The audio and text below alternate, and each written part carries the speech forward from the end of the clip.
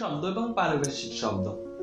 মিশ্র শব্দ আর পারিভাষিক শব্দ নিয়ে আমরা প্রথমে একটু মিশ্র শব্দ নিয়ে একটু আলোচনা করি, তারপরে আমরা পারিভাষিক শব্দ নিয়ে আলোচনা করব। তো মিশ্র শব্দের সংজ্ঞাটা একটু যদি জানি, যে কোনো কোনো সময় দেশি এবং বিদেশি শব্দ মিল হয়ে, অর্থাৎ দেশি শব্দ যুক্ত বিদেশি শব্দ মিলিত হয়ে যে শব্দগুলো তৈরি করে, সেই শব্দগুলোকে আমরা মিশ্র শব্দ বলে থাকি। অর্থাৎ আমরা যদি একটা উদাহরণ লিখি, যেমন রাজা, এটা হচ্ছে তৎসম শব্দ, আর বাদশাহ শব্দটি হচ্ছে বিদেশি শব্দ, অর্থাৎ এটা ফার্সি শব্দ। তার মানে হচ্ছে রাজা, বাদশাহ, এই দুইটা শব্দ যখন একসাথে হচ্ছে তখন এটা মিশ্র শব্দ গঠন হচ্ছে। তার মানে আমরা বুঝলাম যে দেশি শব্দ আর বিদেশি শব্দ যখন মিলিত হয়ে কোনো নতুন একটা শব্দ তৈরি করে, তখন সেটাকে মিশ্র শব্দ বলে। অর্থাৎ আরেকটা যেমন হেড শব্দটি হলো ইংরেজি, কিন্তু মৌলবী শব্দটি ফার্সি। তো এই দুইটা মিল হয়ে হচ্ছে হেড পন্ডিত। তারপরে যেমন ধরো ডাক্তার শব্দটি ইংরেজি, খানা শব্দটি ফার্সি, তারপর ডাক্তার খানা। তারপর হচ্ছে পকেট মার, পকেট শব্দটি ইংরেজি, বাংলা শব্দটি মার, অর্থাৎ পকেট মার শব্দটি কিন্তু মিশ্র শব্দ।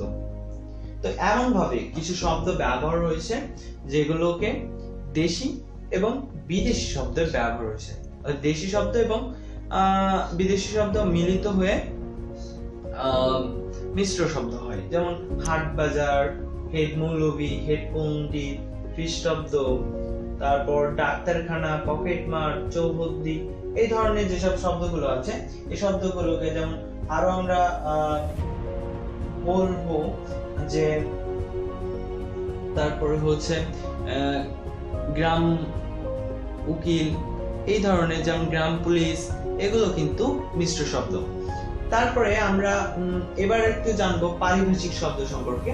পারিভাষিক শব্দ সম্পর্কে একটু ভালোভাবে জানা দরকার, কারণ পারিভাষিক শব্দ কিন্তু আমাদের পরীক্ষায় অনেক পড়ে। সেই ক্ষেত্রে আমাদের পারিভাষিক শব্দ সম্পর্কে আমাদের জানতে হবে। এতে দুইটা লাভ হবে। যদি তুমি পারিভাষিক শব্দ সম্পর্কে জানো, তাহলে তোমার ইংরেজিতে যে শব্দ ভান্ডার আছে সেটাও তোমার মজবুত হবে, এবং পারিভাষিক শব্দ বাংলায় যদি পড়ে সেগুলো সম্পর্কে তুমি সহজেই পারবে। যেমন আমরা বাংলা ভাষায় প্রচলিত বিদেশি শব্দের ভাব অনুবাদমূলক প্রতিশব্দকে আমরা পারিভাষিক শব্দ বলে থাকি। তো এইগুলো বেশিরভাগ কালের প্রয়োগ। যেমন অক্সিজেন শব্দটি আমরা অম্লজান বলে থাকি, হাইড্রোজেন শব্দটির অর্থ আমরা উদ্যান বলে থাকি, ফাইল শব্দটির অর্থ নথি বলে থাকি, ট্রেনিং শব্দটির অর্থ আমরা প্রশিক্ষণ বলে থাকি, ম্যানেজার শব্দটির অর্থ ব্যবস্থাপক, বেতার শব্দটির ইংরেজি হলো রেডিও, তারপরে হচ্ছে সেক্রেটারি, এর যে পারিভাষিক শব্দ আমরা সচিব বলে থাকি, গ্রাজুয়েট শব্দটির বাংলা অর্থ আমরা স্নাতক বলে থাকি, তারপর ফাইনাল শব্দটির পারিভাষিক অর্থ আমরা সমাপ্তি বলে থাকি। এই ধরনের, যেমন সমীকরণ শব্দটি ইকুয়েশন বলে থাকি। তো এই ধরনের যেসব শব্দ ব্যবহার হয়, অর্থাৎ যেসব শব্দের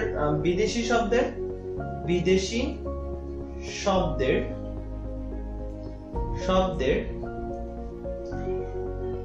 ভাব অনুবাদক মূলক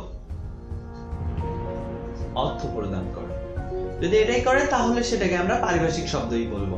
তো পারিভাষিক শব্দ সম্পর্কে একটা কথাই বলবো যে এটা সম্পর্কে জানলে তোমার ইংরেজি যে শব্দ ভান্ডার সেটাও তোমার জন্য বাড়বে, আবার বাংলা ভাষায় যে পারিভাষিক শব্দের অর্থ সেটাও তুমি ভালো বুঝতে পারবে। তো সর্বশেষ আমি একটা কথাই বলতে চাই, বাংলা ভাষার শব্দ সম্ভার দেশি বিদেশি সংস্কৃত যে ভাষা থেকে আসুক না কেন, এখন তা বাংলা ভাষার কিন্তু নিজস্ব সম্পদ হয়ে গেছে।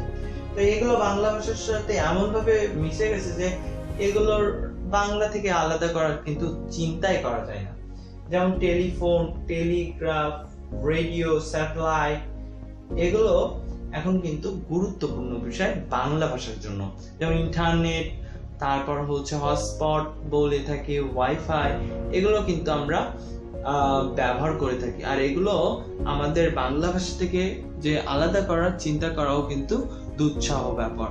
তা আমি মনে করি যে মিশ্র ভাষা বা পারিভাষিক ভাষা যেই ভাষা আসুক না কেন, বাংলা ভাষায় আধুনিকরণ বা এর ব্যবহার বেশি করার জন্য আমরা বাংলা ভাষার শব্দ ভান্ডার সম্পর্কে ভালো ধারণা রাখি।